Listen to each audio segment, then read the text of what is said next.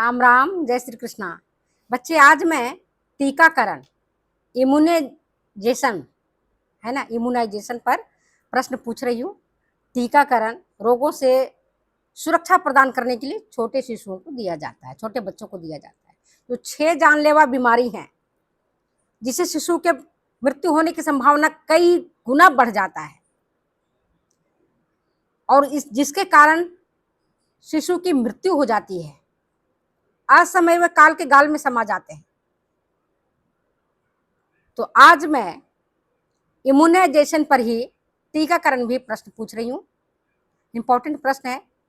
जो बच्चे टीजीटी की परीक्षा दे रहे हैं, जो लैब असिस्टेंट के दे रहे हैं और जिनके सिलेबस में टीकाकरण है, उनके लिए तो ये बहुत ही महत्वपूर्ण टॉपिक है।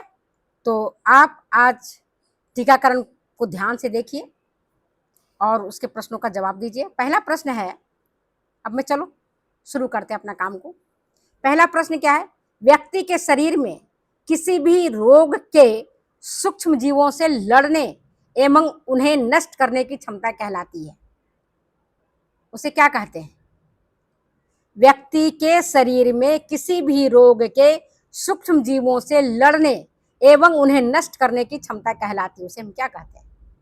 पहला प्रतिरक्षा शक्ति, दूसरा टीकाकरण, तीसरा एंटीजन और चौथा है एंटीबॉडी। करेक्ट आंसर क्या है? कंफ्यूजिंग है थोड़ा। पहला प्रश्न ही कंफ्यूजिंग से शुरू हुआ है। तो देखिए, सही उत्तर है प्रतिरक्षा शक्ति या प्रतिरक्षा क्षमता। व्यक्ति के शरीर में रोगों से लड़ने की शक्ति को प्रतिरक्षा शक्ति हम कहते हैं, इम्यूनिटी पावर कहते हैं। किसी भी तरह का सूक्ष्म जीव क्यों नहीं हो, उसे खत्म करने की शक्ति को ही प्रतिरक्षा शक्ति कहते हैं। नेक्स्ट क्वेश्चन है, टीकाकरण से शिशु को किससे सुरक्षा मिलती है? बैक्टीरिया से, वायरस से, प्रोटोजवा से या केवल बैक्टीरिया और वायरस से? सही उत्तर, सही उत्तर है बैक्टीरिया और वायरस से। कई तरह के बैक्टीरिया और कई तरह के वायरस, जैसे जो क्षय रोग है, तपेदिक जिसको बोलते हैं, वो बैक्टीरिया के कारण फैलता है।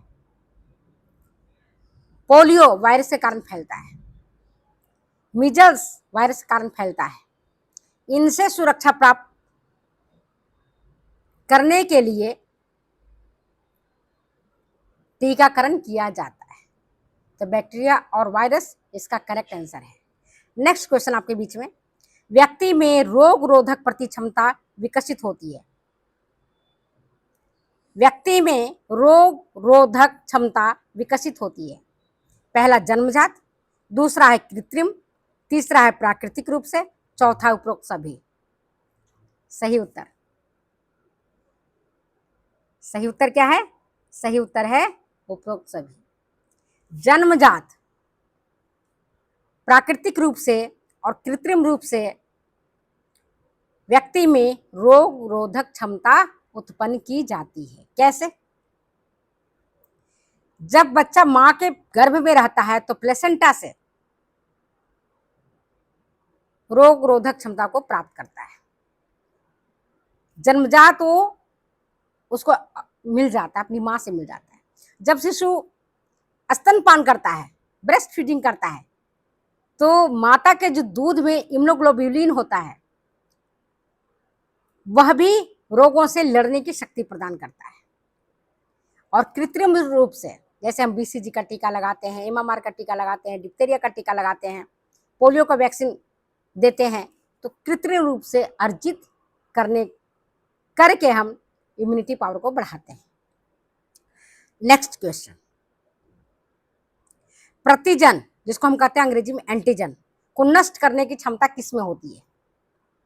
श्वेत रक्त कणिकाओं में, लाल रक्त कणिकाओं में, रक्त प्लाज्मा में या एंटीबॉडीज में?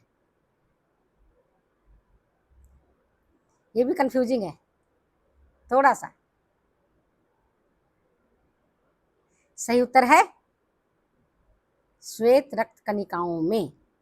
व्हाइट ब्लड सेल्स, श्वेत रक्त कणिकाएं जिस किसी भी बैक्टीरिया या वायरस या प्रोटोजवा या कोई भी रोग को पैदा करने वाले जो भी जीवाणु या विषाणु होते हैं, उनको ये सीडोपोडिया मतलब झूठ मूठ का कूटपात बना करके और उसको ये खत्म कर डालता है, चारों तरफ से घेर लेता है और उसे मार देता है।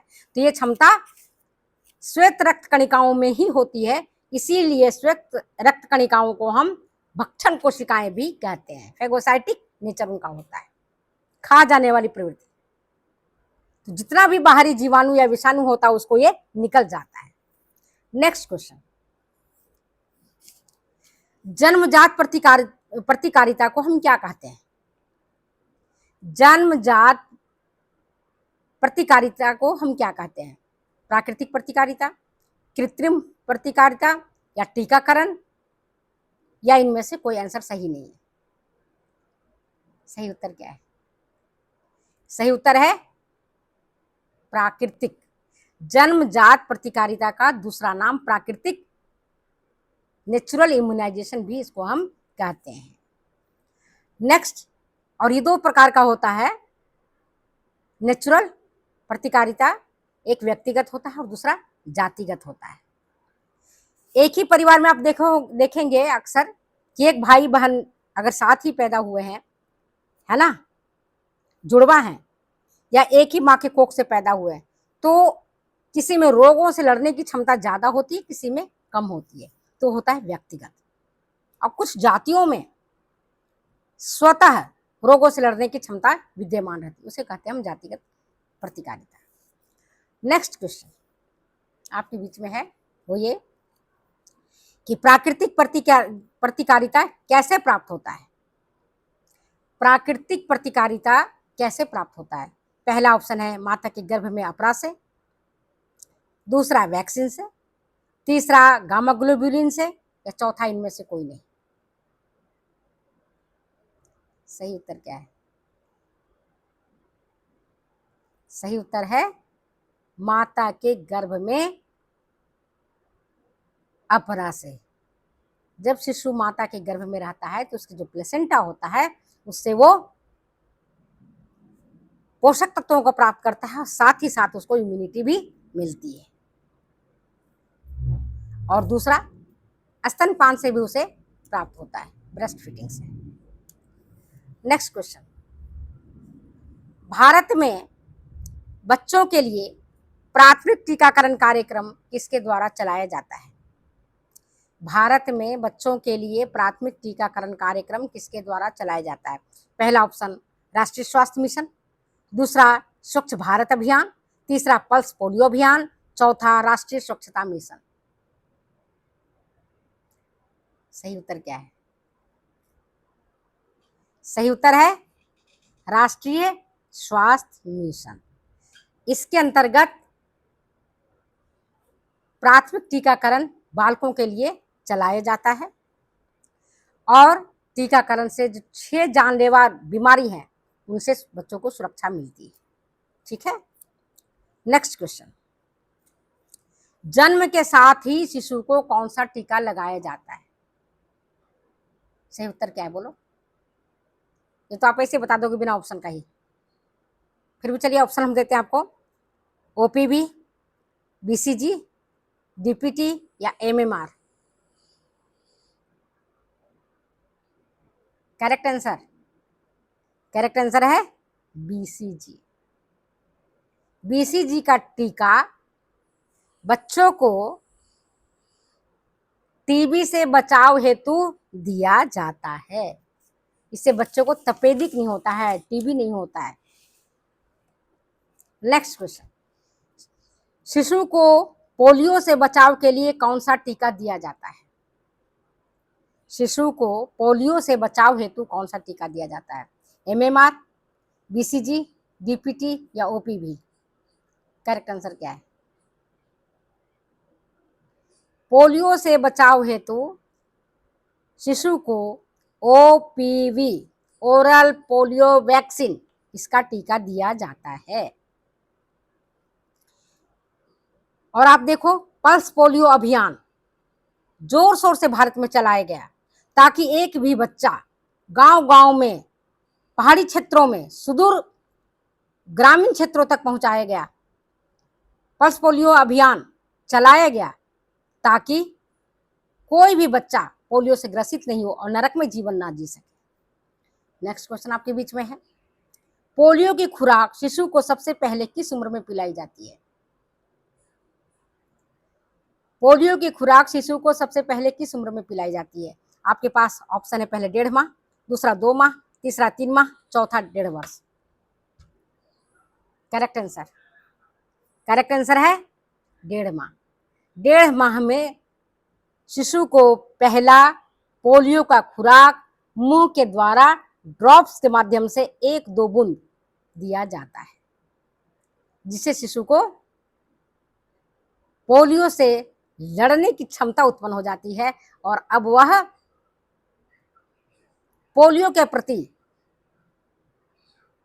अपनी जो उसकी प्रतिकारिता है, इम्यूनिटी है, वो डेवलप कर लेता है। तो आज मैंने आपको इम्यूनाइजेशन पर इम्पोर्टेंट क्वेश्चंस बताए हैं पार्ट 1 में। पार्ट 2 में मैं और क्वेश्चंस बताऊंगी, तो आप मेरा वीडियो वॉच करते रहना, देखते रहना। कॉम्पिटिटिव टेस्ट दे रहे हो उसके लिए बहुत ही इम्पोर्टेंट है, तो आप ज़रूर देखना इसको। ओके, फिर एक बात और बता रही हूँ, मेरी एक और चैनल है जिसका नाम है सनातन संस्कृति।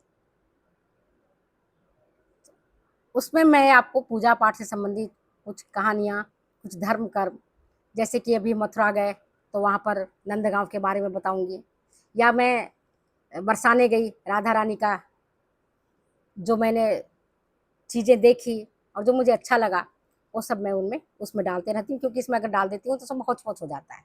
इसलिए मैंने अलग ही चैनल बना लिया है, तो उसका लिंक भी मैं साथ में भेज दूंगी, सनातन संस्कृति का, उसको भी आप सब्सक्राइब करना और देखना, मज़ा आएगा। ओके बाय, फिर मिलते हैं अगले वीडियो में।